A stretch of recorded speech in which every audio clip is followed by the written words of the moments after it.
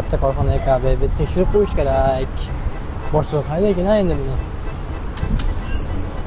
Assalomu alaykum. Va alaykum assalom. Kelib xizmat. Davlat tomonidan sesdan kelgandik. Korxonani tekshirmoqchimiz. Bo'ldi. O'z xodimlarimga aytib qo'yaman, o'zlari qarab berishadi. Bo'ldi, xo'p. Korxona katta ekan. Assalomu alaykum, kelib aka. Assalomu alaykum. Aka yaxshimisiz? Aka davlat tomonidan sesdan kelganda o'sha korxonani hop tekshirmoqchimiz. Bo'ldi, yurib. Mumkinmi? Biz mana shu korxonamiz beli qishki urug'ga bahorda ketil tikiladi.